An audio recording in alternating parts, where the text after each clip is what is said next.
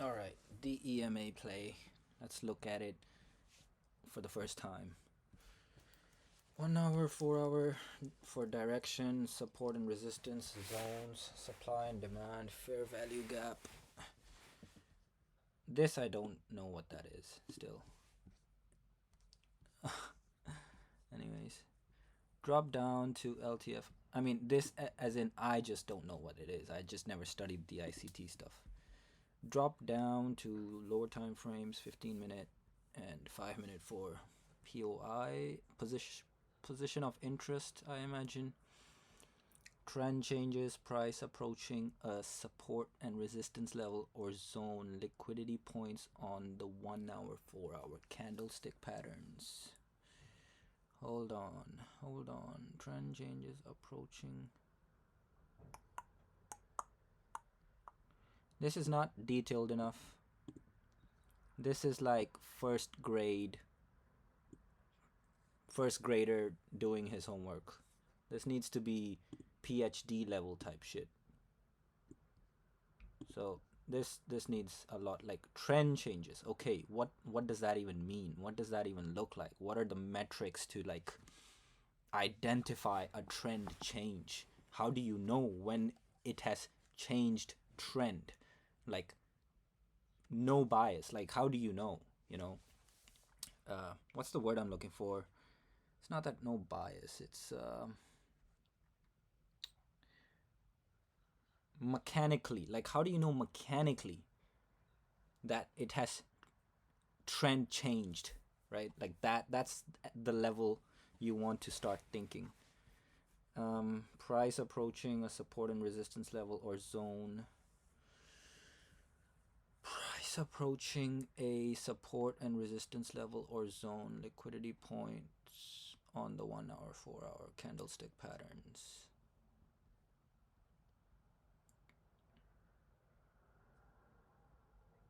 Okay, like price approaching. So there are many ways a price can approach, right? Think deeper into this. Again, this is grade 3 kind of writing. We want to get to that PhD level paper. So this needs to be like, okay, price approach. Like for example, let's just look at this thing, and it's like price approaching this demand on the 1 hour is like really aggressive. That's approaching. There's other like here, like this little bit kind of, it's also approaching, but the way it's approaching is very different, right? So that's what I mean by this. Get more into detail. Approaching. How?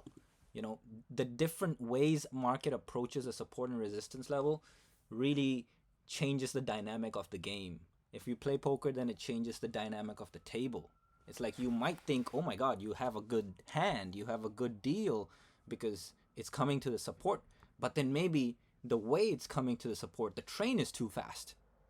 Maybe it can't slow down at the support right there and then. Maybe it still does, but it can't immediately do that. So it still crashes through the support. That can happen, right? But that was an approach too. So, and there could be a slow approach, a very slow approach. That might mean different things. So that is more detailed. Like that's the eye of a more that's actually the eye of a professional trader. That's how a professional is looking at these things. He's looking at the minute details. So that's what you want to do here. That's like already here. That's like a lot you can work on. That's already a lot to work on. Um, yeah, I suppose that will be enough. I think do that. Let me keep going through the whole thing because I actually don't want to anymore because I think this already is enough for the next action step. Giving you more things is just going to make it more confusing.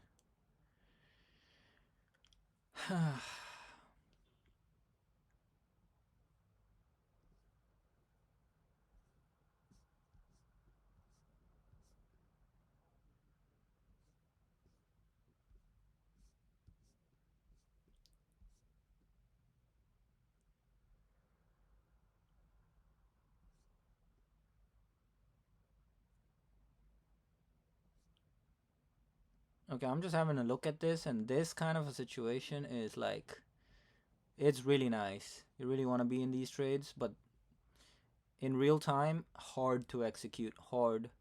Because in real time, like, let's say price is somewhere here. I don't know what this trade was. Maybe you sold it. I have no clue.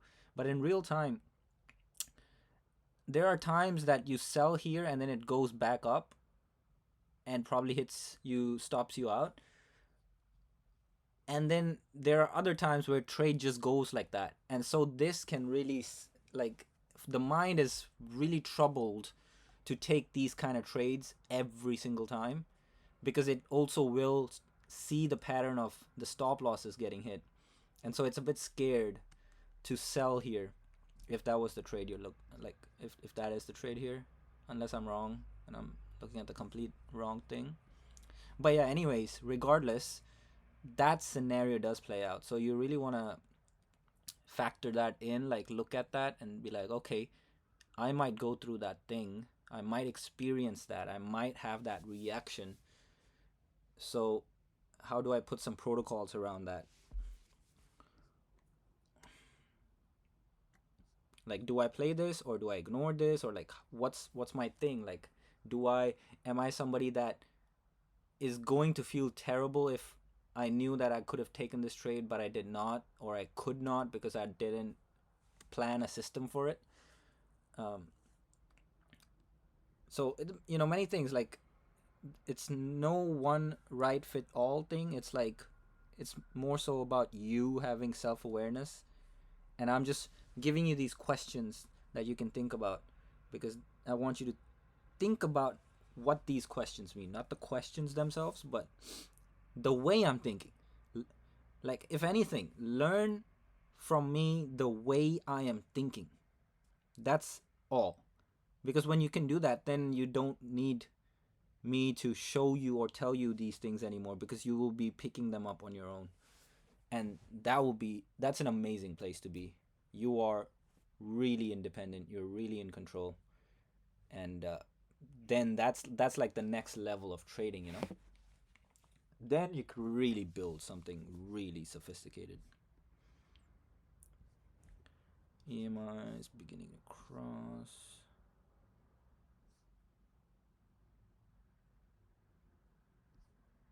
Honestly, confused. I am confused. This is just a little bit too much for me.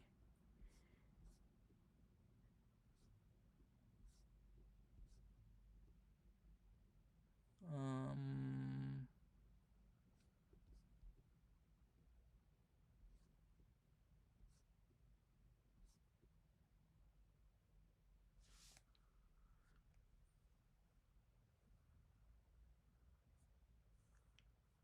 um, when EMAs are crossing on all time frames, this is a great indication that price is beginning to expand to the next target area.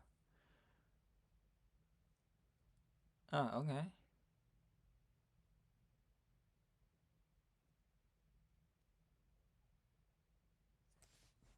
Okay, this one, my only question would be like on your highest time frame, many scenarios can play out. That's my thing, because it's three time frames and you're looking for the alignment of the EMAs, um, being in your direction on both sides. Indication that prices, this is a great indication. Crossing on all time frames, that's a tricky one, because it might be already crossed on the highest time frame, and then it's also just recently crossed on your middle time frame, and then on your execution time frame it's maybe now at your time of execution just crossed. But that doesn't necessarily mean that's a good trade, because maybe on your highest time frame the price is overextended and it probably needs a pullback. Like, that could be a position of the market, that could be a situation. Or it could also be a situation where it's just broken also, and now it's just pulled back and now it's about to make that next move up, which is also a possibility. And in that case this really works. But then what if that first possibility happens? So again, I this just goes back to the first thing I said, which is just the first advice, the first paragraph that needs work. That's these things is just like helping think about that. Volume, this is a great indication that momentum is occurring and my target area is likely to be hit or price reaches near it. Screenshots above.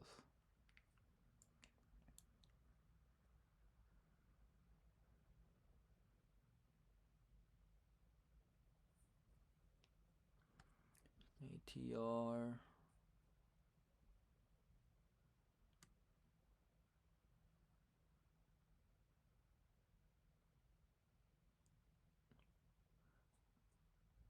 When price is showing extreme bearish pressure, the ATR is increasing.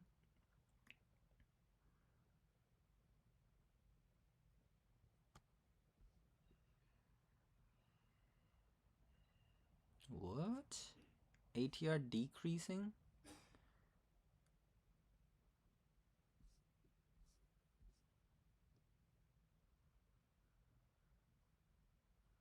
Ah, dude, this one I get you. But this one go long, right? Um,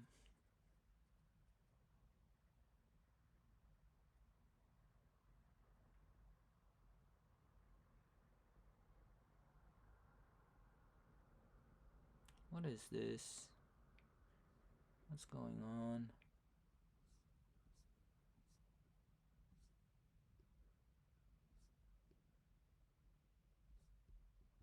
Very unclear, to be honest.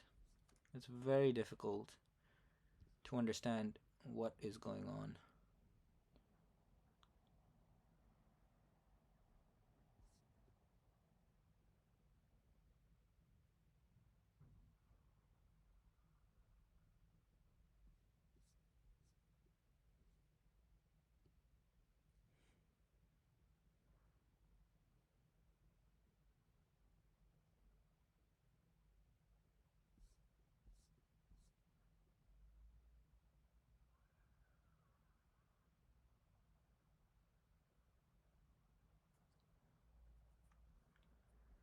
I don't know if this is true. Because when it's ranging like this, it's bound to break out one way or another. It needs to go one direction. This just means it's deciding. And so there is definitely potential to play here. Like I would be somebody who's looking at something like this and just waiting, just like silently, patiently waiting to let me know which way it wants to go. And then once it does, and it starts going, and then I am just on the ride.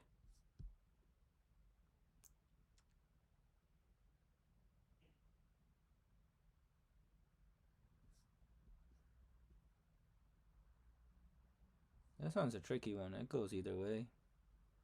This can easily sell off, but it can also blow off. Tricky one.